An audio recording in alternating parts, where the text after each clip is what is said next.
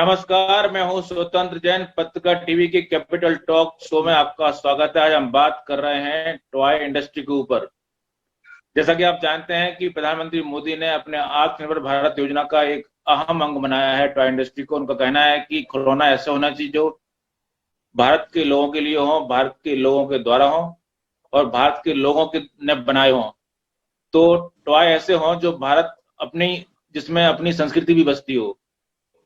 तो आज हम इसी पे बात कर रहे हैं कि कोविड-19 के बाद, एक बड़े संकट के बाद पहला बजट आने वाला है और इस पहले बजट से लोगों को उम्मीदें हैं, बहुत ज्यादा हैं। टॉय इंडस्ट्री को सबसे अधिक उम्मीदें होना भी चाहिए कि क्योंकि प्रधानमंत्री मोदी ने जितना जोर इस इंडस्ट्री पर दिया है, अब एक इंडस्ट्री पे इसके पहले उन्होंने शायद ही दिया हो। तो इस बारे में हम बात कर रहे हैं इस इंडस्ट्री के 3 प्रमुख मैन्युफैक्चरर से, जो कि टॉय इंडस्ट्री के भारत में कर्णधार कहे जाएंगे। हम आपको परिचय कराते हैं इनसे। हमारे साथ हैं सुनील नंदा जी, जो कि पूर्व प्रेसिडेंट रहे हैं टॉय एसोसिएशन ऑफ इंडिया के और आईआईटी से पढ़े हुए हैं। हमारे साथ हैं मनु गुप्ता जी। मनु गुप्ता जी कन्वीनर हैं टॉय एसोसिएशन ऑफ इंडिया के। साथ ही साथ हमारे साथ राजीव बत्रा जी हैं, जो कि गवर्निंग बॉडी के मेंबर हैं और टॉय इंडस्ट्री के बड़े दिल्ली में खिलाड़ी हैं। सर, आप सभी लोगों का स्वागत है इस शो में। सबसे पहले तो बत्रा जी, आपके पास ही आ जाता हूँ। आपके पास सर, आप सभी लोगों के पास, आपके पास 13 साल का अनुभव है, लेकिन जहां तक बत्रा जी को जानता हूं मैं, काफी एक्टिव रहे हैं पिछले दिनों एज ए मुखर आवाज के रूप में टॉय इंडस्ट्री की। तो सर, किस तरह के, मैं इसको ओपन एंडेड सवाल पूछ लेता हूं सबसे पहले, कि क्या इशू है भारत में टॉय इंडस्ट्री के सामने, जो हम इतना बड़ा देश होते हुए लगभग दुनिया की सबसे बड़ी आबादी एक तरह से हमारे पास है, स्पेशली बच्चों की आबादी। तो हमारे पास सबसे बड़ी बच्चों की आबादी होते हुए भी हम टॉय में इतने पीछे क्यों हैं? मतलब क्या संकट है? देखिए, ये बिल्कुल ठीक बात है कि हमारी जो बच्चों की पॉपुलेशन है वो बहुत हाई है और इस हिसाब से हमारी टॉयज की जो मार्केट है वो बहुत बड़ी होनी चाहिए थी, जो कि उतनी बड़ी नहीं है। पर मुझे पूरी उम्मीद है कि जो अब प्रधानमंत्री जी का उस दिन एनकरेजमेंट आया है, उससे लोगों की अवेयरनेस टॉयज के प्रति और बढ़ेगी और ये मार्केट भी हम और बढ़ाने में कामयाब हो जाएंगे। अच्छा, क्योंकि अभी जो डेटा है हमारे पास वो यही है कि जैसे विश्व में करीबन $200 के करीब प्रति बच्चा खर्च होता है, जबकि हमारे यहाँ $5 या $6 है। तो स्कोप बहुत है। तो उम्मीद करते हैं कि इस स्कोप को हम कवर कर पाएंगे।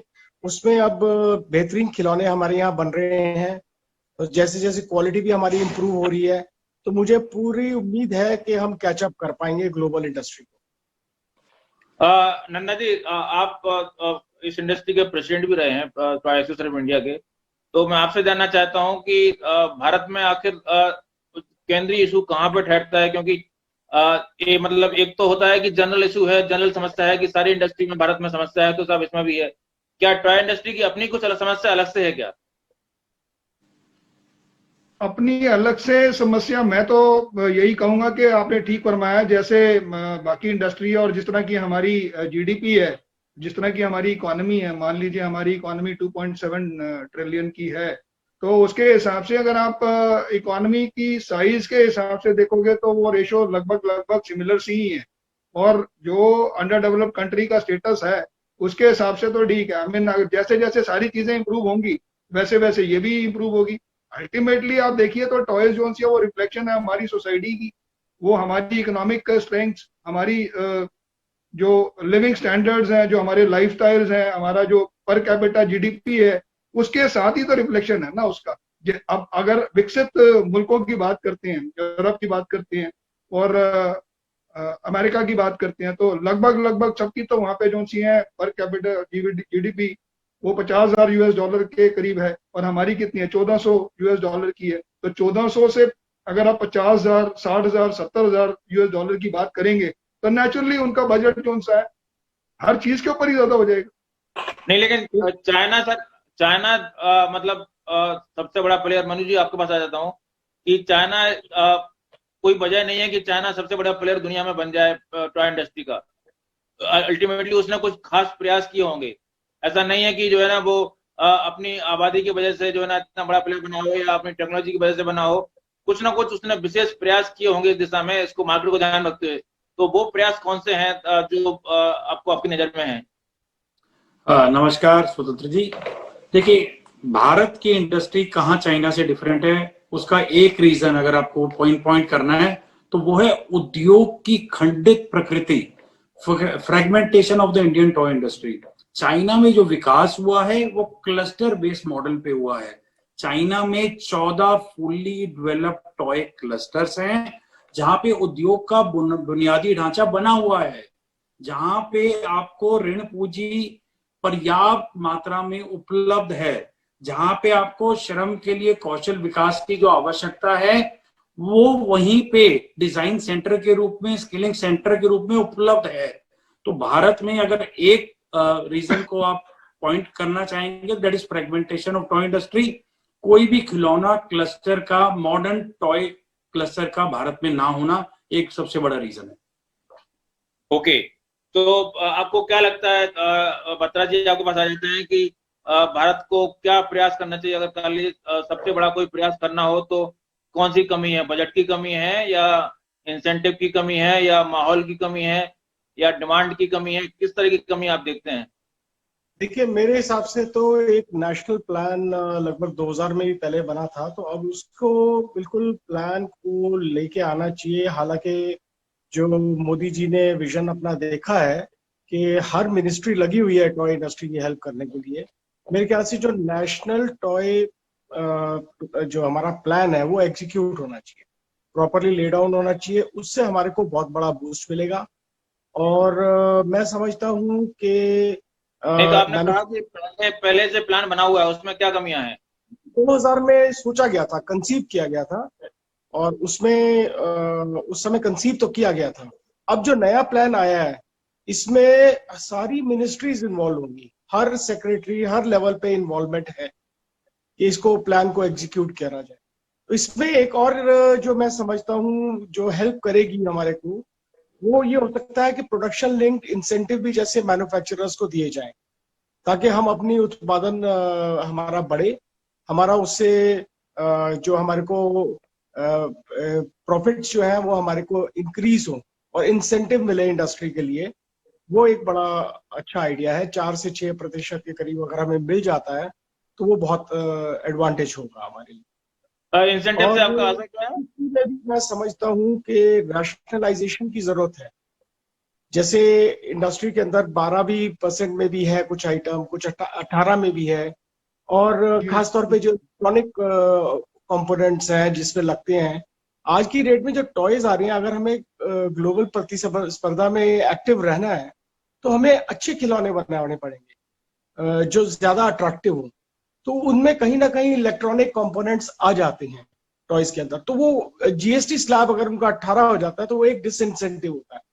ये 18 पहले बैटरी ऑपरेटेड पे इसलिए होता था कि इंपोर्टेड टॉयज को हम डिस्करेज करें, परंतु अब तो इंपोर्ट पहले से कम हो चुका है, BIS भी लग चुका है हमारे उसमें, ताकि हम अपनी क्वालिटी हमारी अच्छी आए।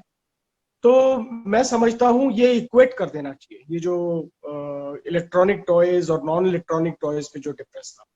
बिल्कुल। ये भी अच्छा। मनु जी, बत्रा जी ने कहा कि इंसेंटिव मिलना चाहिए, तो इंसेंटिव, किस तरह के इंसेंटिव की बात कर रहे हैं? और जी, और आपको क्या लगता है कि जो है ना भारत में क्या स्किल की कमी है? स्किल की कमी भी कहीं पर है क्या इस मामले में? मैं आपका पहला सवाल का जवाब पहले दूंगा। जिस इंसेंटिव की राजीव जी अभी बात कर रहे थे वो प्रोडक्शन लिंक्ड इंसेंटिव स्कीम, जो PLI स्कीम है, जो 6 सेक्टरों में भारत में ऑलरेडी आ चुकी है। हमारी आपके माध्यम से माननीय मंत्री महोदया से ये दरखास्त है कि वो खिलौनों पे भी वो एक्सटेंड की जाए। तो लगभग 4 से 6% की स्कीम विभिन्न क्षेत्रों को दी गई है। हम मांग करते हैं कि वो खिलौना सेक्टर को भी दी जाए। अब जहां तक भारत क्यों प्रतिस्पर्धा में नहीं है, इसका एक रीजन तो मैंने आपको बताया। दूसरा, भारत जिस तरह के खिलौने बना रहा है वो कलेक्टिबल्स हैं। कलेक्टिबल की मार्केट दुनिया में केवल 16% ही है, 7 लाख करोड़। थोड़ा हमारे दर्शकों को समझाएं, कलेक्टिबल मतलब? जी, कलेक्टिबल वो खिलौने हैं जो 14 साल से ऊपर का व्यक्ति भी खेल सकता है, जिन्हें आप अपने शोकेस में लगाना चाहेंगे, जिनमें फंक्शनैलिटी नहीं होती, जिनमें प्ले वैल्यू कम होती है, उन्हें हम कलेक्टिबल की डेफिनेशन में रखते हैं। हॉबी आइटम्स भी इन्हें हम कहते हैं, कलेक्टिबल भी कहते हैं। खिलौना अंतरराष्ट्रीय मानकों के अनुसार 14 साल से कम का बच्चा जो इस्तेमाल करता है, एक ब्रॉड बेस्ड डेफिनेशन उसकी वो है। अब भारत में मैं आपको बता रहा था 16% जो मार्केट है दुनिया में वो है कलेक्टिबल्स की, 84% है मॉडर्न टॉय ट्रेड। तो मॉडर्न टॉय ट्रेड की हमें जाना पड़ेगा। भारत, जैसे कि राजीव भैया ने भी बताया कि इलेक्ट्रॉनिक टॉयज नहीं बनाता, इलेक्ट्रॉनिक टॉयज की 72% मार्केट है दुनिया में। तो आप समझिए 7 लाख करोड़ में से 72% मार्केट तो हमने छोड़ ही दी दुनिया के लिए। और भारत में भी जो 16,000 करोड़ के खिलौने बिकते हैं, उनमें से लगभग 80% खिलौना इलेक्ट्रॉनिक ही होता है। तो भारत में इलेक्ट्रॉनिक टॉय ना होना एक बहुत बड़ी कमी है।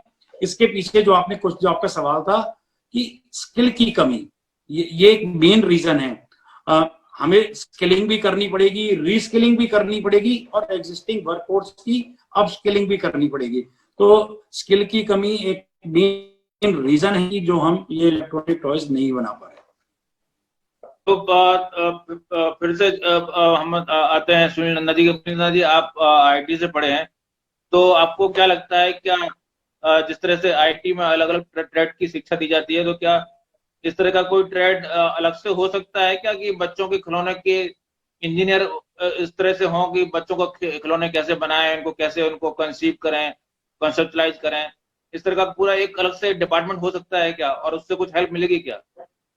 डेफिनेटली मिलेगी, और मैं इसके बिल्कुल हक में हूं कि हमें तो वैसे भी जो है ये स्टार्टअप्स और जो जिस किस्म के जो इंसेंटिव्स हैं वो हमारे डिजाइन के स्कूल्स हैं, डिजाइन का मेरा मतलब कॉलेज में जो स्कूल्स हैं, जो उनके कोर्सेज हैं, उनमें भी एंटरप्रेन्योर्स को डेवलप किया जाए और उनको उत्साहित किया जाए कि वो इलेक्ट्रॉनिक टॉयज के ऊपर डेवलपमेंट करें। प्लस एक्चुअली सिर्फ इलेक्ट्रॉनिक्स को समझना या उसकी इंजीनियरिंग समझना काफी नहीं है, उसके साथ उसका सप्लाई चेन सिस्टम भी है, उसका एक क्रिटिकल मास भी है। ये जो मनु जी अभी बात कर रहे थे, तो चाइना में क्या हुआ है कि उन्होंने जो है एक उनके जो अमेरिका के साथ या यूरोप के साथ जो एग्रीमेंट्स रहे हैं, ट्रेड एग्रीमेंट्स, या उन्होंने अपने आप को जो ऑफर किया मैन्युफैक्चरिंग बेस की तरह, तो उनमें उनकी इनिशियल डेज में बड़ी जबरदस्त स्किल पैदा हुई। बाद में उन्होंने इनोवेशन शुरू कर दिया। कहते हैं कि पहले आप काम तो शुरू करो, तो आपका जो उनका मेंटोरिंग हो रही है, शुरू में तो उनकी अमेरिका और यूरोप से ही मेंटोरिंग रही या जापान से मेंटोरिंग रही, तो जब वो सीखना शुरू कर दिया और उन्होंने अपने आप को बिल्कुल ऑफर किया एज अ मैन्युफैक्चरिंग बेस, तो वहाँ की स्किल डेवलपमेंट भी हो गई, वहाँ पे एक्सपोर्ट भी हो गया, और फिर वो अपने डोमेस्टिक मार्केट को भी जो है सर्व करने के लिए सक्षम हो गए। तो वो एक सप्लाई चेन सिस्टम भी है, सिर्फ ये कॉलेजेस की बात नहीं है, सिर्फ पढ़ाई की बात नहीं है, ये ओवरऑल जो सा है ना, मैं आपको बताऊं, हर चीज जो सी है साथ साथ इकट्ठी ही जो सी है विकसित होती है। आइसोलेशन में कोई चीज विकसित नहीं होती है कि सिर्फ बच्चे पढ़ जाएंगे तो इलेक्ट्रॉनिक टॉयज बनने शुरू हो जाएंगे। अगर उसके साथ रिलेटेड सप्लाई चेन सिस्टम नहीं है, इजी अवेलेबिलिटी ऑफ जो से इलेक्ट्रॉनिक सिस्टम नहीं है, वहाँ पे काम करने वाले चीजें आराम से अवेलेबल नहीं है, कुछ भी बनाने के लिए there are lot of things required जो इजीली अवेलेबल होनी चाहिए। वहाँ पे एक ना क्लाइमेट होता है, कल्चर होता है, एक आसपास एनवायरमेंट होता है जिससे चीजें बननी शुरू हो जाती है। जैसे मनु जी शुरू में कह रहे थे कि क्लस्टर्स हैं, तो क्लस्टर्स में क्या है कि वहाँ पे एनवायरमेंट है, टूलिंग का एनवायरमेंट है, इलेक्ट्रॉनिक कंपोनेंट्स का एनवायरमेंट है, वहाँ पे पीसीबीज जो से कॉम्प्लिकेटेड पीसीबीज का एनवायरमेंट है, तो वो सब चीजें इजीली अवेलेबल होती हैं सारे मैन्युफैक्चरर्स को। तो वो एक पूरा जो होता है एक सिस्टम जब बनता है, एक इकोसिस्टम जिसकी बात कर रहे थे आप, वो अवेलेबल होता है तो विकास शुरू होता है। प्लस मार्केट, अगर वो मार्केट ही नहीं है उन चीजों की। नंदा जी, लेकिन मैं दुकानों पे जाता हूँ तो दुकानों वाले से पूछता हूँ कि खिलौने हैं क्या, खिलौने तो होते हैं उनके पास, लेकिन मैं कहता हूँ और इंडिया मेड खिलौने हैं क्या, तो वो बहुत लिमिटेड ऑफर दे पाते हैं। मैंने कहा क्यों नहीं है, बोले बनाएंगे तो ठीक है लेकिन वो बहुत महंगे आएंगे, आप खरीदेंगे नहीं। तो ये जो महंगे होते हैं, महंगा वाला फंडा है कि आप बना तो हम देंगे लेकिन इतने महंगे बनेंगे कि आप खरीदेंगे नहीं, वो सबसे बड़ा इश्यू बन जाता है। इसके बारे में थोड़ा सा खुलासा करें, वो क्या है, सस्ता कैसे बने और सस्ता भी हो, वो कैसे होगा? वो देखो जी, स्केल की बात तो है ही है, जैसे इन्होंने कहा है कि स्केल और मोस्ट ऑफ द थिंग्स अगर वो इम्पोर्ट ही हो रही है और उसके ऊपर ड्यूटी लग रही है और जिसमें डोमेस्टिक इस्तेमाल होना है, तो उसमें यूं भी अगर उसमें ड्यूटीज ऐड हो रही हैं, उसमें जो यहाँ पे अगर चीज बनी नहीं रही है और हमारी इनपुट कॉस्ट ही ज्यादा है, तो नेचुरली जो है आउटपुट कॉस्ट भी ज्यादा हो जाएगी। तो उसके चलते जो है वो बात हो रही है। वैसे ये प्रॉब्लम है नहीं है इतनी, मेन प्रॉब्लम जो है पोर्टफोलियो की है। अगर जो चीज क्वांटिटी में इंडिया में बननी शुरू हो जाती है, कुछ भी, मान लीजिए मैं रेडियो कंट्रोल कार की बात करता हूँ, तो रेडियो कंट्रोल कार अगर आप जो से सिर्फ 10,000 पीस बनाओगे तो जो महंगी पड़ेगी, लेकिन अगर उसकी लागत 10 लाख पीस की है, जैसे बच्चों के मोबाइल फोन है या और इस किस्म के सामान है, जब उनकी क्वांटिटी 10 टाइम 100 टाइम ज्यादा बढ़ा देते हो और कॉम्पिटिटिवनेस आ जाती है और कंपोनेंट्स अवेलेबल होने शुरू हो जाते हैं। आपको मैं मिसाल के तौर पर बताता हूँ, चिप, जो म्यूजिकल चिप्स होते हैं, तो उनको डेवलपमेंट करने के लिए 5 लाख तक जो उनका उसकी डेवलपमेंट कॉस्ट ही होती है। आप अगर 5,000 पीस खरीदोगे या 5 लाख पीस खरीदोगे, उसकी वैल्यू एक ही है। तो अंदाजा लगाइए कि 5 लाख और 5,000 पीस को खरीदने की डेवलपमेंट चार्जेस एक ही है, तो कॉस्टली तो हो ही जाएगा। तो जरूरी है कि 5 लाख पीस ही बनने चाहिए। उसके लिए जरूरी है कि मार्केट बड़ी होनी चाहिए, एक्सपोर्ट होनी चाहिए। उसके लिए जरूरी है तो कि भारत में पहले से बड़ी है मार्केट। भारत में देखिए, जैसे अब मैं एक बार अपने बच्चे के लिए बैटरी वाली जो स्कूटर होता है ना, कार खरीदने गया, बैटरी वाली कार। तो मैंने कहा इंडिया के दिखाई, बोले इंडिया का कोई नहीं है। बोले आपको मैं इंडिया की मंगा दूंगा, आप 10 दिन रुकिए, लेकिन वो आपको मिलेगी चाइना की ही, उसे बस पे इंडिया का ब्रांड लगा देंगे। अब स्वतंत्र तो जी, मैं आपको बताना चाहूंगा, हम पहली कंपनी है जिसने भारत में इलेक्ट्रॉनिक कार बना ली है, इलेक्ट्रॉनिक राइड ऑन सब बना लिए हैं। तो ऐसा नहीं है। जब हम लोकलाइजेशन की बात करते हैं, हम अपनी सप्लाई चेन को लोकलाइज करने की कोशिश कर रहे हैं एज ए निर्माता।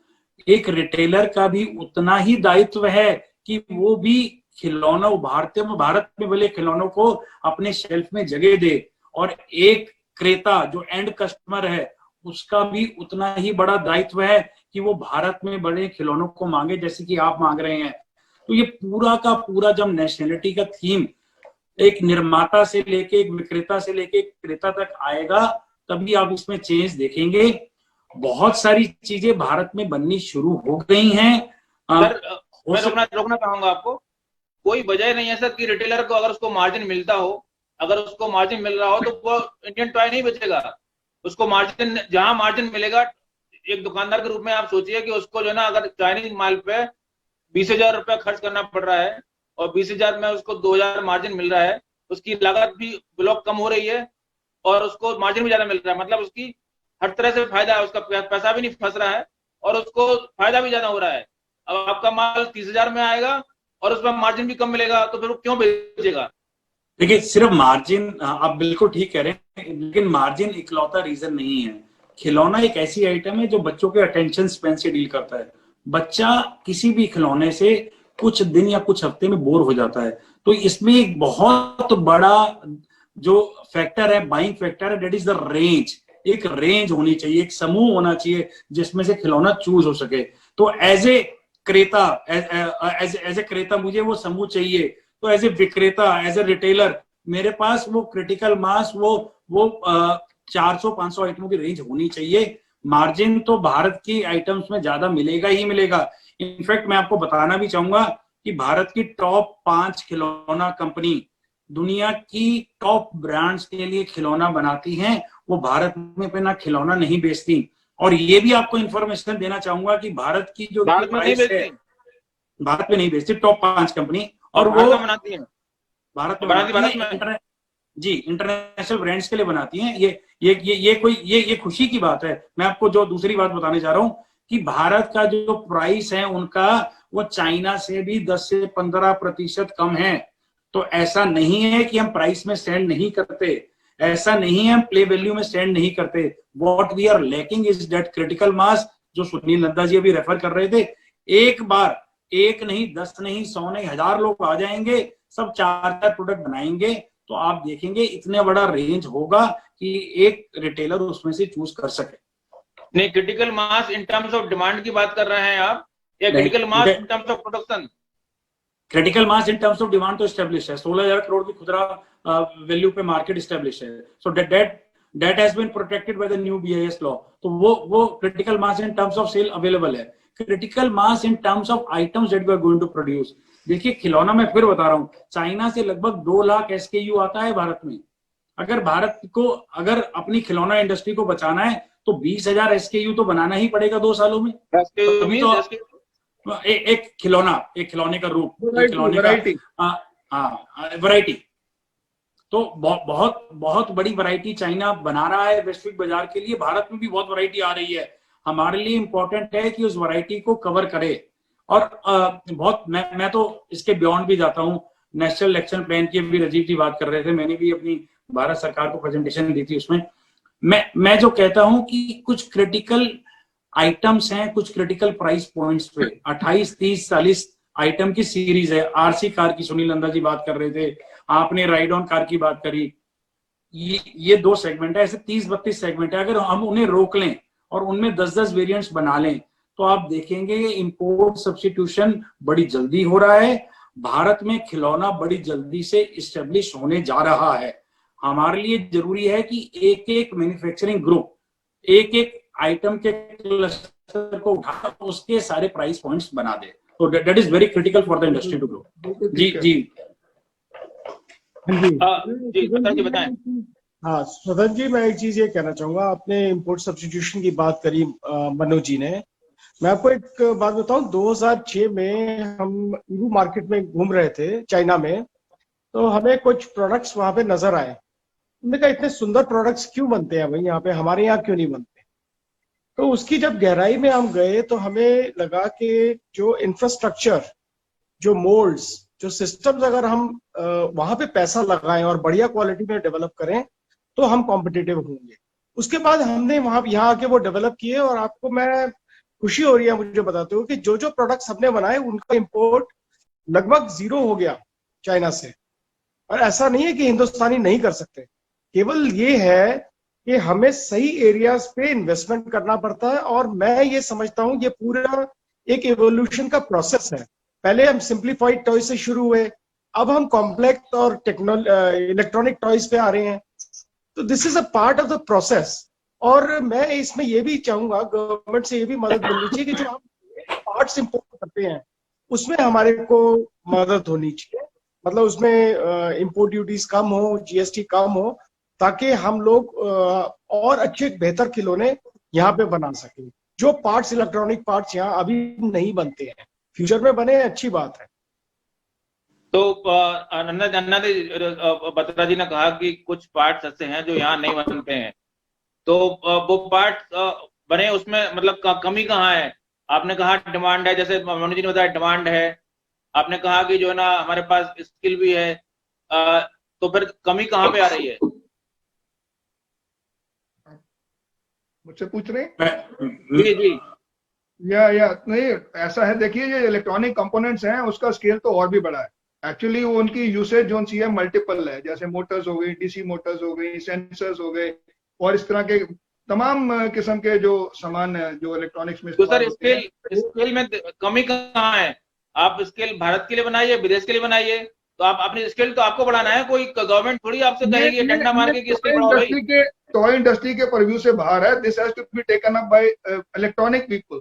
ये हमारी इंडस्ट्री के परव्यू से बाहर है, और एक्चुअली इसमें इन्वेस्टमेंट ज्यादा है, ऐसी बात नहीं है। अब जैसे मोबाइल है, वहां पे असेंबली तो हो रही है, और लेकिन असेंबली के भी जो से प्रोजेक्ट्स हैं वो इतने बड़े बड़े हैं। अब कल को जी के उसकी जो सी है वो डिजिटल स्क्रीन भी यहाँ बनने शुरू होंगे बनने, लेकिन अभी 10 साल लगेंगे। उनकी इन्वेस्टमेंट देखिए। आज जो सी पिक्चर ट्यूब्स हैं, जो इसकी टेलीविजन की ट्यूब्स होती हैं, मैं उस तरह के कंपोनेंट्स की बात कर रहा हूँ।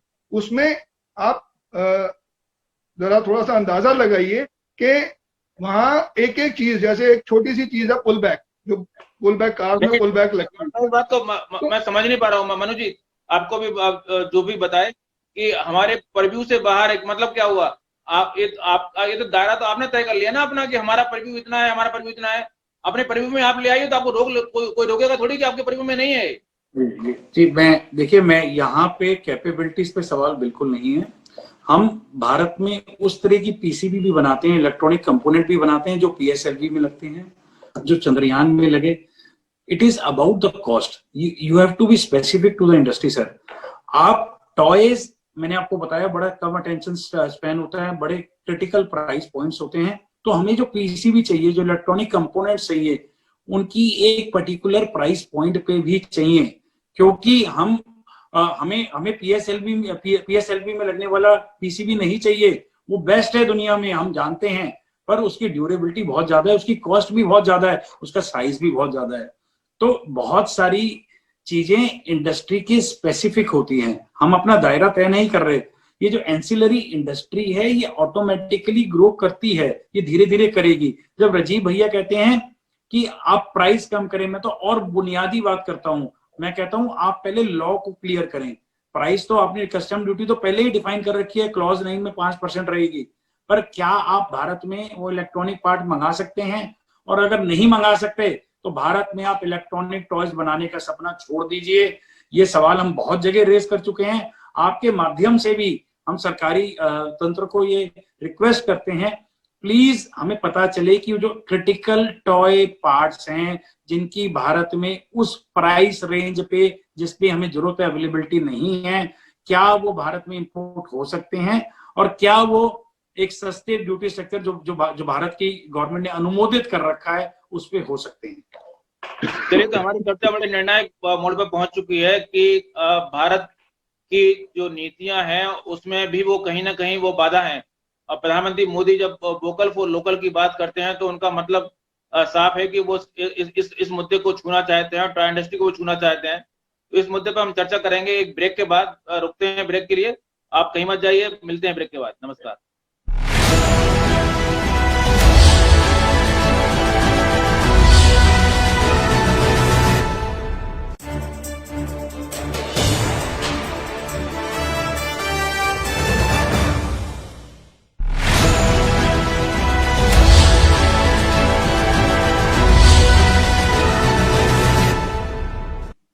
नमस्कार, ब्रेक के बाद आपका स्वागत है। हम बात कर रहे थे कि टॉय इंडस्ट्री की पूरी दुनिया में साइज 7 लाख करोड़ है और उसमें भारत का कोई योगदान निर्यात के रूप में बात करें तो लगभग 100 मिलियन डॉलर है।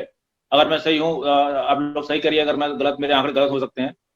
तो अगर भारत को अपना 5 ट्रिलियन डॉलर का इकोनॉमी का सपना पूरा करना है तो टॉय इंडस्ट्री इसमें बहुत बड़ी भूमिका और अहम भूमिका निभा सकती है। और एक ऐसी इंडस्ट्री है ये जिसका भारत में मार्केट ऑलरेडी रेडीमेड तैयार है।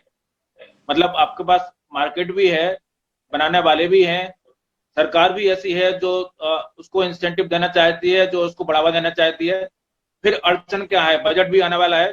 तो मैं आपके साथ आना चाहता हूं मनु गुप्ता जी कि आखिर हर चीज तैयार है, सरकार भी तैयार है, कारोबारी भी तैयार है, फिर हम आखिर जो है ना हम किसका इंतजार कर रहे हैं?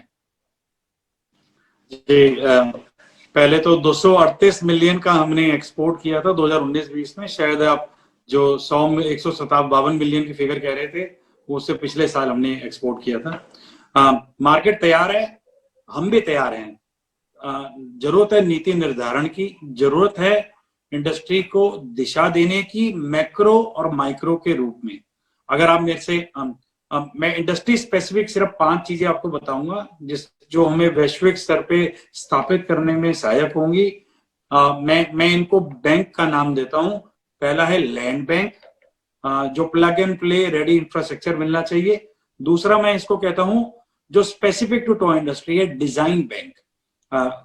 डिजाइन एक ऐसी चीज है जो बहुत क्रिटिकल है टॉय को इस्टेब्लिश करने में। जितनी भी दुनिया में बड़ी टॉय कंपनीज हुई हैं वो इनोवेटिव डिजाइन की वजह से ही हुई हैं। तीसरा इसका पार्ट है टूल बैंक। देखिए, खिलौना बनाने में एक बहुत बड़ी लागत आती है और उसका बहुत ही क्रिटिकल पार्ट है टूल, जो जिसे मोल्ड भी कहते हैं। वो हमारे पास भारत में काफी संस्थाएं हैं जैसे DGTMR है जो टूल लीज रेट पे निर्माताओं को उपलब्ध करा सकती है। चौथा है स्किल बैंक। आप स्किलिंग पे हमने काफी बात करी। कौशल विकास एक ऐसी चीज है जिसकी बहुत आवश्यकता है खिलौनों में। इनफैक्ट मैं आपको बताना चाहूंगा कि वैसे तो खिलौनों में 80% जो लेबर लगती है वो अनस्किल्ड यूज होती है, पर जो 20% लगती है that is very specific to toy trade. Example के लिए सॉफ्ट टॉयज में जिस तरह की प्रतिभा की जरूरत है वो महीनों और सालों सिखानों के बाद ही विकसित की जा सकती है। तो एक स्किल बैंक हमें चाहिए। चौथा, पांचवा जो बहुत क्रिटिकल है, जिसमें नंदा जी जैसे लोग हमारे सहयोग कर सकते हैं, वो है knowledge bank. We want all the knowledge institutions in the country कि वो इंटीग्रेट करें अपने एफर्ट, इंडस्ट्री से भी इंटरफेस रखें, एक ऐसा प्रोग्राम लाएं जिसमें टॉय एंटरप्रेन्योरशिप को बढ़ावा मिल सके। इसमें सुनील नंदा जी जैसे नॉलेज पार्टनर्स हमें चाहिए, जो IIT दिल्ली जैसे बड़े संस्थान, INID अहमदाबाद जैसे बड़े संस्थानों को रोपन कर सके। तो मेरे लिए ये 5 बैंक बहुत क्रिटिकल है। बिल्कुल, तो नंदा जी आपकी जरूरत हमें भी है। मैं आपसे जानना चाहता हूं कि ये जो 5 बैंक मनु जी ने बताए, वो बैंक आप सरकार उसमें क्या मदद कर सकती है? किस तरह की बजट में आपको घोषणा की उम्मीद है कि सरकार अगर ऐसा करे तो आपको मदद मिलेगी, टॉय इंडस्ट्री को मदद मिलेगी? देखिए, ये मनु जी तो खुद अभी कोपाल में गए हुए थे, तो एक नेशनल टॉय पॉलिसी एक फ्रेम की गई है और वो कोपाल जैसे क्लस्टर के लिए भी की गई है। तो वो एक्चुअली वो नेशनल टॉय पॉलिसी ही बन सकती है और उसको और ज्यादा विस्तार में मनु जी ही बता देंगे, क्योंकि वो तो खुद इसके पार्टी रहे हैं। तो बेसिकली जो अब लैंड को लेके उन्होंने बात करी, डिजाइन को लेके बात करी, फिर उसके बाद स्किल डेवलपमेंट को लेके बात करी, तो अब आप बजटरी अगर नजरिए से इसको समझना चाह रहे हैं तो मेरे ख्याल से उसमें मोटे तौर के ऊपर जो है वो लैंड पे जैसे सब्सिडीज की बात ही आएगी कि अगर कुछ लैंड लिया जाता तो उसमें सब्सिडी मिले, उसमें रजिस्ट्रेशन कॉस्ट और जो स्टैंप ड्यूटी कॉस्ट है उसको भी माफ किया जाए, कुछ इलेक्ट्रिसिटी में रियायत दी जाए जो इसमें आना चाहते हैं, तो और कुछ ESI PF को लेके जो है उसमें रियायत दें, कुछ अगर नई एम्प्लॉयमेंट एक लेवल के बाद हम एम्प्लॉय करते हैं तो उसमें रियायत दें, कुछ हम ट्रेन करते हैं लोगों को अपने यहाँ पे अपनी फैक्ट्रीज में ट्रेन करते हैं तो उसके लिए कुछ एक बजट निर्धारित किया जाए, कुछ हमें वर्ल्ड वाइड एक्सपर्ट्स चाहिए तो वो हमारे पैनल पे होने चाहिए जिनसे हम सर्विस सकें ऑन शेयरिंग बेसिस, तो हम दें और कुछ सरकार जमा कराए। तो कुल मिला के जितने भी पॉइंट्स हमारे माननीय मनु जी ने जो आपके समक्ष रखे हैं तो उन पे सब पे ही काम हो सकता है।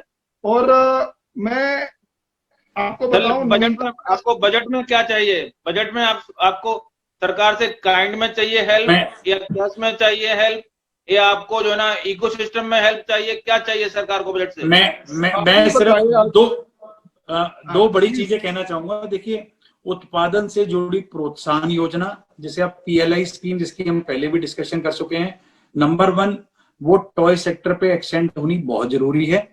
दूसरा, GST का अनुसमर्थन, which is called rationalisation of GST, वो बहुत क्रिटिकल है अगर हमें मॉडर्न टॉय ट्रेड में आना है। एक बड़ी बात जो बहुत बड़ा पहलू है, नेशनल टॉय प्रोग्राम की बात राजीव जी ने पहले बताई। पहला नेशनल टॉय प्रोग्राम सन 2000 में बना था 2 ऑब्जेक्टिव के साथ, जिसमें से 1.5 अचीव भी हुआ।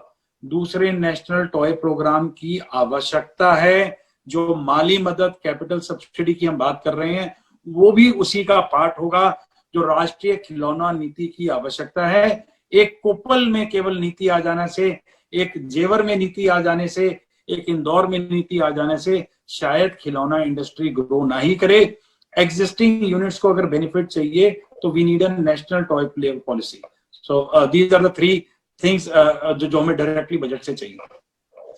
राजीव जी, आप इस इंडस्ट्री के बड़े मुखर प्रवक्ता हैं, तो अगर मैं आपसे पूछूं कि पुरानी सरकार में ऐसी जो अभी तक मतलब सरकारें रही हैं, उनमें ऐसी क्या आपको रही है कि उन्होंने ऐसा नहीं किया जो मोदी सरकार करे तो आपको मदद मिलेगी?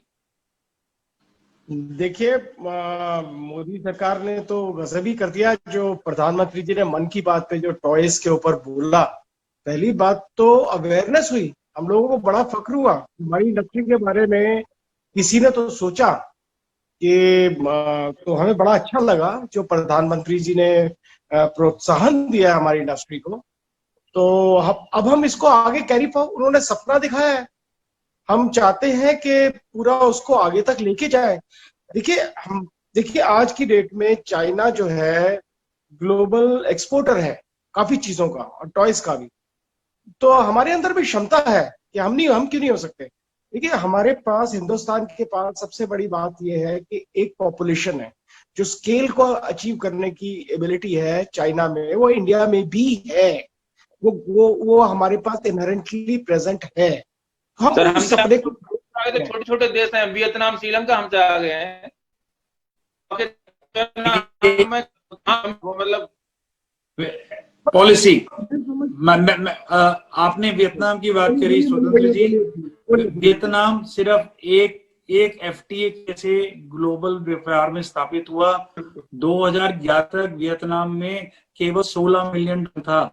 आज की डेट में $1 बिलियन का भारत की मार्केट से 3 गुना बढ़ा का वहां पे निर्यात हो रहा है, एक्सपोर्ट हो रहा है। तो आप देखिए एक पॉलिसी निर्धारण क्या करती है। मेरी ये भी मांग है आपके माध्यम से सरकार से, जो एफटीएज अगर हमारे यूके से यूएसए से होते हैं तो उसमें टॉयज को भी एक आइटम के रूप में शामिल किया जाए, क्योंकि टॉयज के ग्लोबल कंज्यूमर में अगर आप देखेंगे तो UK and USA are number 2 and number 1। तो एक पॉलिसी कैसे देश की दिशा बदल सकती है, ये आपने वियतनाम और इंडोनेशिया के केस में देखा है। तो क्या आपको लगता है कि भारत का मार्केट उतना बड़ा नहीं है, मतलब भारत का मार्केट अपने आप में काफी नहीं होगा क्या? नहीं, भारत का मार्केट बहुत बड़ा है सर। 33% 14 साल से बच्चों की कम आबादी भारत में रहती है। भारत में पर कैपिटा खिलौनों पे स्पेंड इज लेस देन $5, जो यूएसए में $200 से ज्यादा है सर। तो मार्केट बहुत बड़ी है, मार्केट बनाने की अवसर भी बहुत बड़ा है। मैं कहीं देखिए चाइना ने अपनी मार्केट को कैसे एस्टेब्लिश करा। चाइना ने पहले अपनी लोकल जो उसकी पॉपुलेशन थी उसको लोकल बना हुआ खिलौना दिया। इंडस्ट्री ऑटोमेटिकली इवॉल्व करती है, ये एक प्रोसेस है जो सालों में होता है। तो चाइना ने अपनी मार्केट पहले प्रोटेक्ट करके उनके खिलौना निर्माता इतने सक्षम हुए कि वो उनके लिए खिलौना बना सके और फिर विश्व में अपने खिलौने को लेके जा सके। इनफैक्ट मैं आपको ऐड भी करूंगा एक बात कि 90 के दशक में हम साक्षी रहे इस बात के कि टॉयज और टेक्सटाइल 2 टी के ऊपर चाइना ने कैसे वैश्विक परिदृश्य में अपनी स्थापना करी। तो भारत भी उसे रेप्लिकेट कर सकता है। मैं तो इनफैक्ट कहूंगा कि भारत एक स्टेप बेटर कर सकता है। आज की 80% मार्केट जो चाइना ने $7 लाख में से 80% मार्केट पे कब्जा करा हुआ है, भारत का हिस्सा 0.8% से कम है। कब 8 होगा, कब 80 होगा, आप देखिएगा बड़ी जल्दी हो सकता है। हमें नीति निर्धारण की आवश्यकता है। It is quite possible. आपने नंदा जी एक बात की कि जो ना इलेक्ट्रॉनिक आइटम हमारे यहाँ नहीं बन पाते हैं। इलेक्ट्रॉनिक आइटम में अगर उस दिशा में पूछा जाए तो आपको सरकार से क्या मदद चाहिए? सरकार बजट में क्या करे कि आप उस जो आपने कहा कि आपके दायरे में आ जाए, वो आपके दायरे में भी नहीं है? तो नहीं, मैंने दायरे में उस तरीके से कहा है कि इलेक्ट्रॉनिक कंपोनेंट मैन्युफैक्चरर्स जिस तरीके के होंगे उसी तरह से तो अवेलेबिलिटी होगी। अगर इलेक्ट्रॉनिक कंपोनेंट्स के मैन्युफैक्चरर्स ही नहीं है, जैसे स्टील के अंदर स्पेशल स्टील मोल्ड्स के लिए चाहिए होते हैं, वो अवेलेबल ही नहीं हो पाते हैं। स्पेशल जो उनसे पनर के मटेरियल चाहिए होते हैं जिसमें स्प्रिंग्स बनते हैं, वही अवेलेबल नहीं है। अब चाइना में जो चीजें कुछ चीजें ऐसी बनती हैं उनमें जंग ही नहीं लगता, लोहे पे उनके मोल्ड्स के ऊपर जंग नहीं लगता है। तो इस किस्म के उनकी स्पेशलिटी तो आप उसको डिस्क्रेडिट नहीं कर सकते, उसको नजरअंदाज नहीं कर सकते हैं। कुछ चीजों में वो डेफिनेटली बहुत सक्षम है और उस तरह के प्लांट्स और उस तरह की टेक्नोलॉजीज एक्सपेंसिव होती हैं और वो आते आते ही आएंगी इंडिया में। तो मेरा कहने का मतलब ये था कि ये जो सामान है जो टॉयज में लगते हैं वो हम थोड़ी बनाते हैं, वो तो हम लेते ही है ना। वो और किस्म की बड़ी इंडस्ट्रीज बनाती हैं, वो तो टेलीविजन में भी वही लगते हैं और इलेक्ट्रॉनिक गैजेट्स में भी वही लगते हैं। तो उस किस्म की सरकार से उसमें कोई मदद नहीं चाहिए। लेकिन ओवरऑल जो पैकेज है जिस तरह से मनु जी ने बताया वो 5 बैंक्स को लेके, उसमें डेफिनेटली हर जगह पे आर्थिक मदद भी चाहिए और उसके अलावा जो है उनको एक असिस्टेंस के तौर के ऊपर, एक इंफ्रास्ट्रक्चर क्रिएट करने के तौर के ऊपर, एक इकोसिस्टम बनाने के तौर के ऊपर भी मदद चाहिए और स्केल अप करने के लिए क्या मदद हो सकती है वो भी चाहिए। बत्रा जी, मैं आपसे जानना चाहूंगा कि जो प्लेयर हैं हमारे यहाँ बता रहे हैं कि जहां तक मैं जानता हूँ 4000 के आसपास यूनिट हैं भारत में जो प्लेयर खिलौना बनाती हैं। तो खिलौना बनाने के हमारे यहाँ मतलब लोग अभी कम हैं, हमें वो बढ़ाने की जरूरत है, या फिर जैसे मनु जी कह रहे थे कि हमें जो बहुत सारे पार्ट विदेश से मंगाने पड़ते हैं, जो आपको विदेश से मंगाने ही पड़ेंगे, वो सरकार उसमें हेल्प कर सकती है कि विदेश से हमारे इजीली अवेलेबल हो जाए। तो उस तरह की आपको कमी है, किस तरह की कमी आपको ज्यादा लगती है? देखिए, मैं समझता हूं बिल्कुल, एक तो हमें जो पार्ट्स जो हमें जरूरत है खिलौने में, जो आज की डेट में भारत में नहीं बनते, जिसपे हमारे खिलौने की डिपेंडेंस है। क्योंकि अगर हमें ग्लोबल स्केल पे कॉम्पिटिटिव होना है तो हमें अपने खिलौने को इंटरनेशनल लेवल पे, क्वालिटी पे और स्टैंडर्ड पे, अट्रैक्टिवनेस पे लाना ही पड़ेगा। तभी तो हमारा खिलौना मिलेगा, तभी तो हम इम्पोर्टेड आइटम को रिप्लेस करेंगे। तो उसके लिए जो आज की डेट में हमें उसको टेक्नोलॉजी पे पूरा मैच करना पड़ेगा इंटरनेशनल लेवल पे, खास तौर पे इलेक्ट्रॉनिक कंपोनेंट्स की जो रिक्वायरमेंट है, वहां तो हम सरकार से मदद चाहते ही हैं। और जहां पे जैसे मनु भैया ने बोला, नॉलेज बैंक, लैंड बैंक, ये सब में हमें हेल्प चाहिए। वो नेशनल प्लान में पूरा उसको एक कॉम्प्रिहेंसिव तरीके से उसको इम्प्लीमेंट करके, और वो हमारी मदद करनी पड़ेगी सरकार को। जैसे कि मैंने और बताया कि जीएसटी राष्ट्रीयलाइजेशन भी करना पड़ेगा। नए उद्यमी, आपको लगता है कि उसमें अभी उद्यमी कम है, इसमें उद्यमी भी और आना चाहिए नए?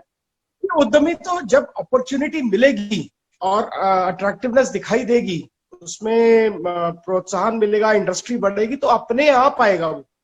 वो जबरदस्ती नहीं आएगा। मार्केट साइज बड़ा होगा तो अपने आप और लोग ऐड होंगे उसमें, उसके लिए खींचना नहीं पड़ेगा। एक और मैं आपसे सवाल पूछना चाहूंगा। आप हम लोग मेरे ख्याल से हम उम्र लोग ही हैं, तो जिन खिलौनों से बचपन में खेलता था वो खिलौने बहुत महंगे नहीं थे, लेकिन अब वो नहीं मिलते हैं। मुझे लगता है कि वो खिलौने काफी अच्छे थे और उनसे मैं काफी खेला हूँ। चरखी हो गई या तो इस तरह के खिलौने, मतलब वो उसको मतलब उनका जमाना खत्म हो गया, या वो खिलौने हमने जो है ना हम भूल गए हैं, हुआ क्या? देखिए, मैं समझता हूँ ये लाइफ साइकिल होता है प्रोडक्ट का। हर प्रोडक्ट का एक लाइफ साइकिल है और वो वापस भी आ जाते हैं।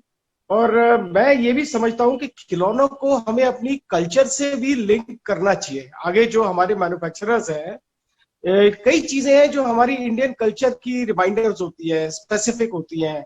मेरे ख्याल से हम लोगों को वो चीज को भी इंटीग्रेट करके चलना पड़ेगा। कई करते हैं हमारे मैन्युफैक्चरर्स, और शायद हम उस चीज को भी ध्यान में रख सकते हैं। जरूरी नहीं सब चीजें हमें फॉरेन कैरेक्टर्स की लेनी है।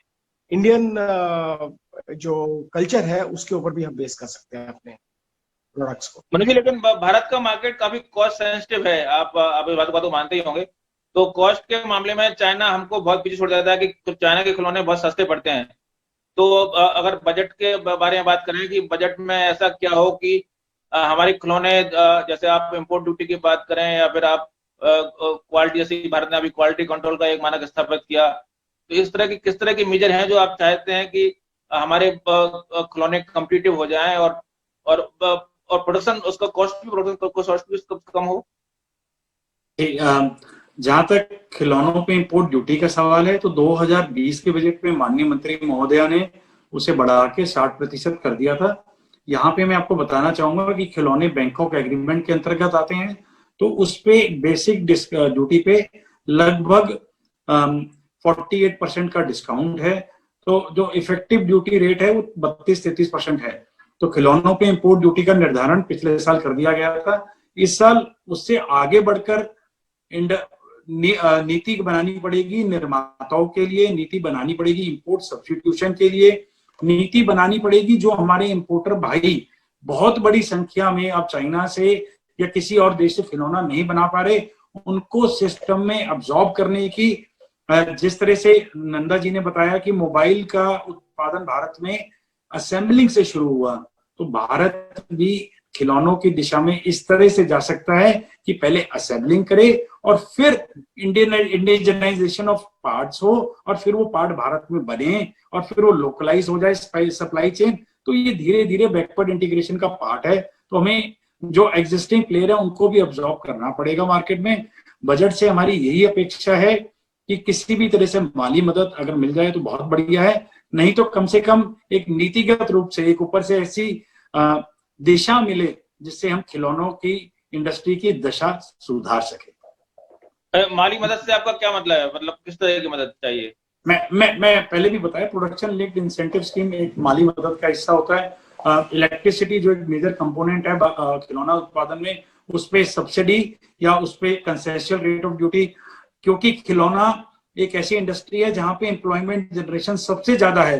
तो उनमें उनके पीएफ में या उनके एम्प्लॉयमेंट जनरेशन में किसी भी तरह का कंट्रीब्यूशन। एक और बड़ी प्रॉब्लम है खिलौना इंडस्ट्री की, वो जीएसटी रैशनलाइजेशन अनुसमर्थन जो मैंने आपको बताया। एक एक और प्रॉब्लम है, खिलौना बाय नेचर बल्कि होता है, बल्कि वॉल्यूमिनस होता है, बड़ा होता है, तो उसको लाने ले जाने का खर्चा बहुत होता है। तो एक और माली मदद फ्रेट के रूप में हमें मिल सकती है, क्योंकि भारत एक बहुत बड़ा देश है, इसको डेमोग्राफिक बहुत वाइड एंड वास्ट है। तो अगर उस तरह की कोई मदद मिल जाए तो हम मुझे पूरा यकीन है कि हम चाइना का ना केवल अनुसरण, चाइना का ना केवल कंपटीशन कर सकते हैं, बल्कि एक स्टेप उससे आगे भी जा सकते हैं। सुनील जी, मैं ये जानना चाह रहा था कि जैसे कि मनु जी ने बताया कि हमारा जो बाजार है भारत का वो $5 मिलियन कैपेसिटी, बाइंग कैपेसिटी है लोगों की। तो अगर उनकी हम कैपेसिटी नहीं बढ़ा सकते तो कम से कम ये तो कर सकते हैं कि हम ऐसे खिलौने बनाएं जो कि उनकी कैपेसिटी में आते हो खरीदने के, उनके उस तरह के खिलौने ज्यादा बनाए, क्योंकि कम से कम ज्यादा बिकेंगे वो। तो एक इस दिशा में भी प्रयास करना चाहिए, और क्योंकि उसके बाद जब खरीदना की आदत पड़ जाएगी तो फिर बड़े महंगे खिलौने भी खरीदेंगे। तो आपको लगता है कि इस दिशा में प्रयास नहीं होना चाहिए? मैं दो बातें यहाँ लाना चाहता हूँ। एक तो सरकार भी बहुत बड़ी बायर होती है, तो सरकार किस किस्म के खिलौने खरीदती है। हमारा एक ICDS का प्रोग्राम होता है, आंगनवाड़ी का प्रोग्राम होता है, जिसके अंतर्गत खिलौने खरीदती है। एक उसमें भी बहुत किस्म के चेंजेस चाहिए, और उसमें भी मेरे हिसाब से जैसे इतनी चर्चा हो रही है इलेक्ट्रॉनिक टॉयज को लेके और एजुकेशन को लेके, उसमें एक बहुत सोच विचार चाहिए, जिससे जो है ना केवल बाइंग अच्छी हो और रेगुलर हो, कंसिस्टेंट हो, कोई ऑर्डर मिस नहीं हो। क्योंकि कई बार क्या होता है कि कुछ स्टेट्स के जो से ऑर्डर्स हैं वो लेफ्ट भी कर जाते हैं। तो जो बजट प्रदेश की बाइंग का होता है, सरकारों की बाइंग का होता है, बल्कि वो और बढ़ाना चाहिए, और जगहों पे जाना चाहिए। जैसे स्कूल से रिलेटेड आउटडोर इक्विपमेंट्स हैं, और स्टेम से रिलेटेड जो से हैं टॉयज हैं, करिकुलम बेस्ड जो से हैं उसके साथ एक्टिविटीज हैं। अगर इनका भी बजट बढ़ा दिया जाए तो जैसे ही अवेयरनेस होती है, जब तक बच्चों को कुछ दिखता ही नहीं है तो खरीदेंगे क्या, पेरेंट्स को कुछ मालूम ही नहीं है तो खरीदेंगे क्या। तो अवेयरनेस ये तो हो गई जो प्रधानमंत्री जी ने अपने भाषण में कर दिया, लेकिन आगे क्या करना है, ये तो एक बात हो गई कि वो सरकार भी अपना बजट बढ़ाए, न केवल आंगनवाड़ी में बल्कि उसमें भी जो और किस्म के प्रोग्राम्स हैं, चाहे वो स्कूल से रिलेटेड बाइंग होती है, जो भी सरकारी स्कूल हैं उनमें क्या क्या सामान खरीदे जाते हैं, उनका बजट बढ़ाए। नंबर 2, आप नई अवेयरनेस कैसे लाते हो। अब जैसे बात हो रही है कि भाई आप किस किस्म की सब्सिडी देते हो कैपिटल्स के ऊपर। अब आपने बात करा कि भाई आप कुछ खास बताइए कि जो स्टूडेंट्स हैं वो क्या काम कर रहे हैं। मैं आपको एक एग्जांपल देता हूँ। बहुत गहरा ताल्लुक है टॉयज का कार्टून नेटवर्क के साथ, और आपने कहा संस्कृति के साथ। मान लीजिए हम अमर चित्र कथा बच्चे देखते हैं। अब अमर चित्र कथा में जो से कहानियां ही कहानी है, और उसमें कुछ हीरोज होते हैं, कुछ विलन होते हैं, कुछ कार्टून नेटवर्क में तो स्पेशल कैरेक्टर्स होते हैं। मान लीजिए छोटा भीम है, स्पेशल भीम है, माइटी राजू है। तो मेरे कुछ मित्र हैं, जो मित्र भी नहीं कहूंगा मैं, मेरे स्टूडेंट्स ही कह लो, जो डेवलप कर रहे हैं कि भाई मान लीजिए कार्टून नेटवर्क के साथ वो जुड़ जाती है, और उनके 3D प्रिंटर्स के साथ जो वो सारे के सारे वेपन्स, उनके सारे के सारे रहने के तरीके, उनकी सारी की सारी चीजें जो उनसी हैं, वो पहले एक ऐप बनेगा। ऐप में जो उनसे हैं वो सारी चीजें आ जाएंगी सामने, और उनको खुद डिजाइन कर लेंगे, लर्निंग प्रोसेस भी हो जाएगा, और वो वहां पे मेल करेंगे 3D प्रिंटर से, उनको वो खिलौना घर पे आ जाएगा। अब इसको सस्ता कैसे किया जाए, ये एक नया इनोवेशन है। मैंने एक एग्जांपल दिया, इस तरह के कई एग्जांपल हैं। आपने कहा ना IIT के साथ क्या बातचीत चलती है, तो इस किस्म की बातचीत चल रही है। NID में तो है ही गेमिंग के साथ ताल्लुक, ऐप बेस्ड टॉयज है। ऐप को जो है साथ में उसके फिजिकल टॉयज भी जो से बनते चले जा रहे हैं, प्लस हमारी संस्कृति भी जो अलाइव हो जाती है। अब अमर चित्र कथा जो है, वैसे मैं तो अमर चित्र से ही परिचित हूँ, उनमें आप अगर कहानियां देखेंगे, पूरी की पूरी कहानियां जो हैं वो हमारी संस्कृति से जुड़ी हुई। लेकिन उनको अलाइव लाने के लिए कि उस समय कैसे वेपन्स होते थे, किस किस्म के जो उनसे उनके घर होते थे, किस तरह से वो रहते थे, किस तरह के उनके पैलेसेस होते थे, किस तरह के उनके सामान होते थे, वो सब के सब जो उनसे हैं आज की टेक्नोलॉजी से बन सकते हैं, उनसे तारुफ किया जा सकता है। पहले आप उनको डिजाइन कीजिए, फिर उसके बाद उनको मंगाइए। ये तो एक तरीका हो गया, फंक्शनैलिटी भी लाई जा सकती है।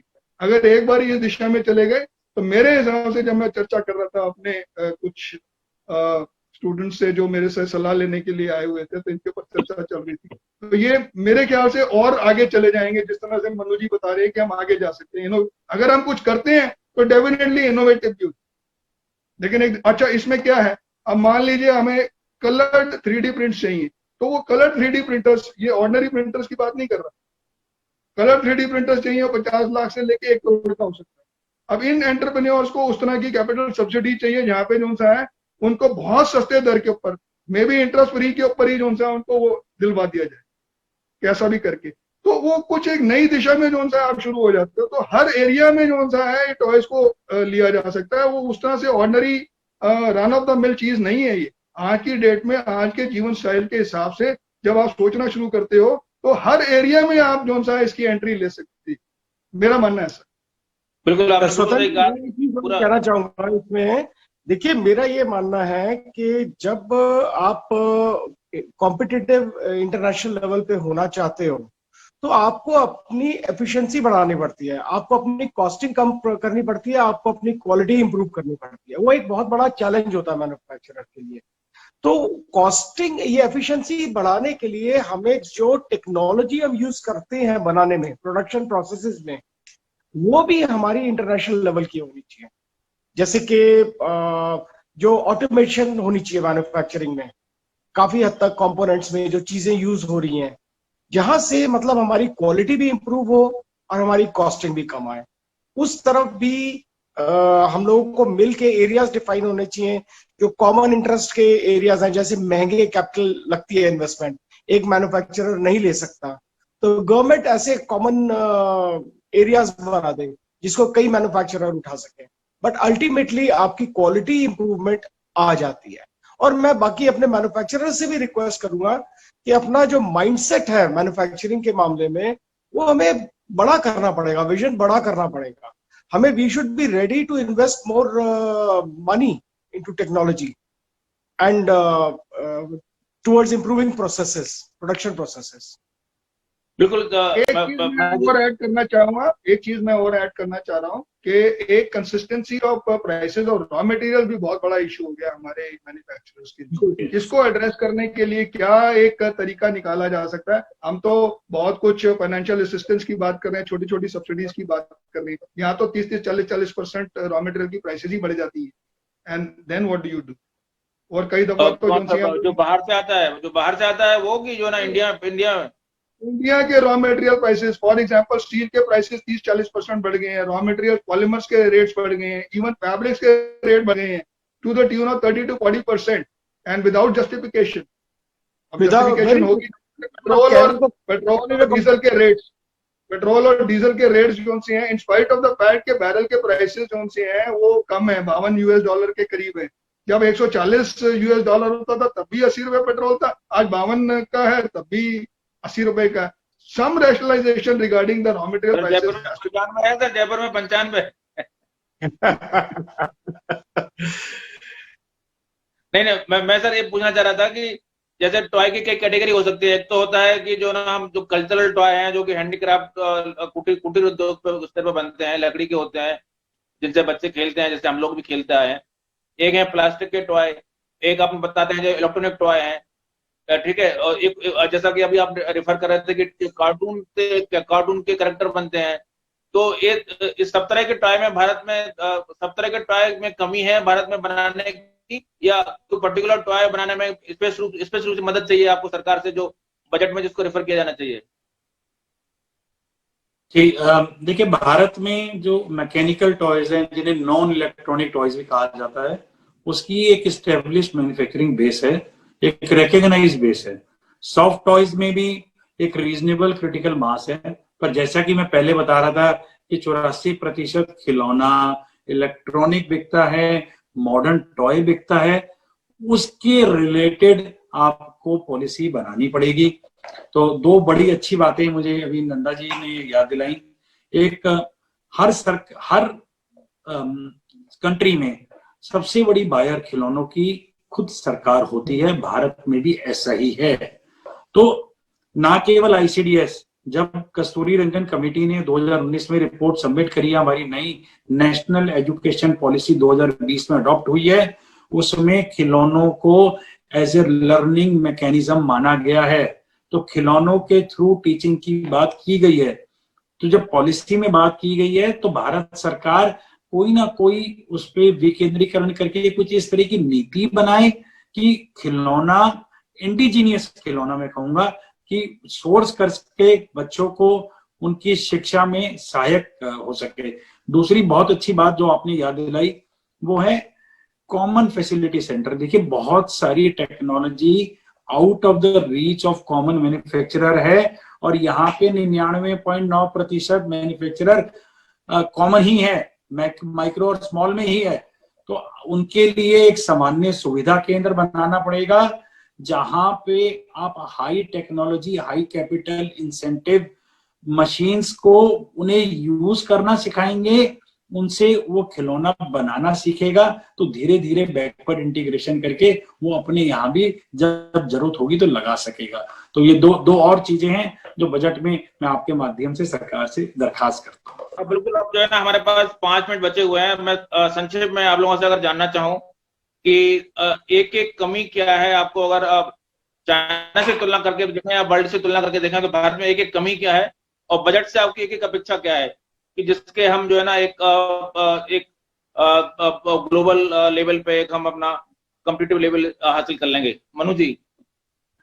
जी, अगर आप एक कमी की बात करते हैं तो मैं कहूँगा कॉम्पिटिटिव प्राइसेस, प्रतिस्पर्धी कीमतों पर सहायक इकाइयां नहीं है, एंसिलरी सपोर्ट यहाँ पे नियरली एब्सेंट है।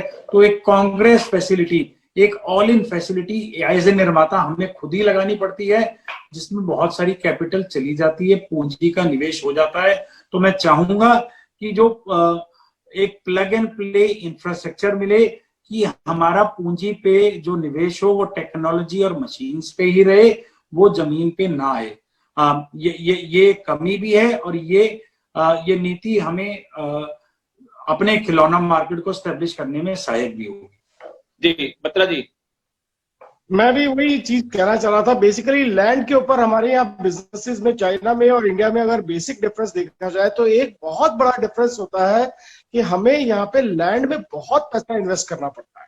एक पूंजीपति के काफी पैसा वहां चला जाता है, जबकि चाइना में आप देखें कैश लोन्स उसको बड़े आसानी से, क्रेडिट आराम से मिल जाता है उसको, लैंड में उसको इन्वेस्टमेंट नहीं करना पड़ता, ड्यूटी ड्रॉबैक उसको मिलते हैं, 13 से 14% आज वो एक्सपोर्ट करता है तो उसको पैसा वापस मिलता है। तो ये सब जो बेनिफिट्स जैसे हम चाइना देता है, एग्जैक्टली हम वैसे स्टडी करके अपने खिलौना उद्योग को भी वो बेनिफिट दे अगर गवर्नमेंट, तो मुझे लगता है वो बहुत अच्छा एक फायदा मिल सकता है। सर नंदा जी। मेरा मानना ऐसा है, क्योंकि बाकी तो दोनों मेरे मित्रों से तो मैं सहमत हुई।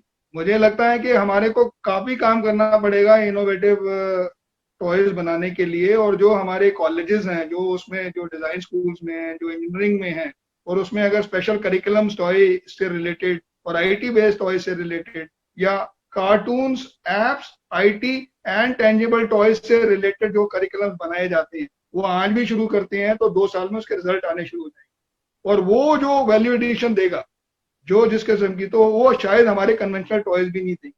तो यहाँ पे भी जो जिसके हम स्टार्टअप कहते हैं, स्टार्टअप हमेशा टेक्नोलॉजीज पे होता है, तो टेक्नोलॉजीज को कैसे प्रमोट करना है उसके इर्द गिर्द भी एक नई नीति चाहिए, और उसमें पैसे लगते हैं, स्टार्टअप्स में पैसे लगते हैं, इंसेंटिव देने पड़ते हैं, तभी कुछ रिजल्ट आती है।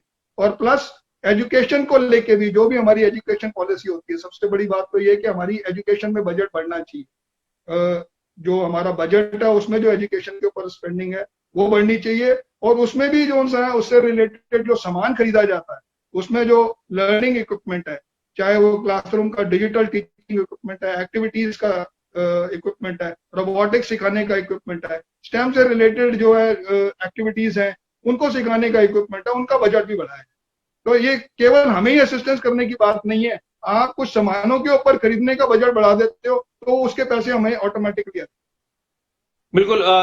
मैं आपसे नंदा जी एक सवाल और पूछना चाह रहा था कि सरकारें बैठक करती हैं बजट से पहले इंडस्ट्री के साथ, तो क्या टॉय इंडस्ट्री के साथ आपकी बैठक हुई है वित्त मंत्री के साथ, और आपने क्या अपेक्षाएं उनको बताई हैं, क्या उम्मीदें बताई हैं? ये मन्नू जी बताएंगे। देखिए अच्छा, देखिए टॉय इंडस्ट्री बहुत छोटी है कि वित्त मंत्री खुद हमसे बैठे और बात करें। हाँ, हमसे पॉलिसी निर्धारण के पहले टॉय स्टेशन से कुछ सवाल सुझाव मांगे जाते हैं, वो सुझाव हमने हर साल की तरह इस साल भी दिए हैं, क्योंकि इस साल हमारे प्रधानमंत्री जी ने एक टॉय को एक नई दिशा और एक नया रूप दिया है। तो हम एक्सपेक्ट कर रहे हैं कि खिलौनों में जो हमने अभी बातें कही उनमें से कुछ जरूर इस बजट में और बाकी ये अगले साल में जरूर आएंगी। चलिए, तो चर्चा में आप सभी को जुड़ने के लिए बहुत बहुत धन्यवाद। हमने देखा कि टॉय इंडस्ट्री को सबसे ज्यादा जरूरत है एक इकोसिस्टम की, वो चाहे लैंड हो, चाहे वो टेक्नोलॉजी हो, चाहे वो एक्सपोर्ट के लेवल पे हो या फिर एजुकेशनल बेस पे हो, सांस्कृतिक माहौल पैदा करने की जरूरत हो। पूरा एक इकोसिस्टम जरूरत है टॉय इंडस्ट्री के लिए, और सरकार से उन्हें उम्मीद भी है, सरकार उनकी बात भी सुन रही है। तो सबका इंतजार, हम सबका इंतजार करते हैं बजट में कि टॉय इंडस्ट्री पे क्या सरकार कोविड-19 की चुनौतियों को देखते हुए भी और अपनी इंडस्ट्री को वोकल फॉर लोकल आत्मनिर्भर भारत की योजना के तहत भी किस तरह के प्रोत्साहन मिलते हैं। आप सभी लोगों का चर्चा में जुड़ने के लिए बहुत बहुत धन्यवाद। नमस्कार।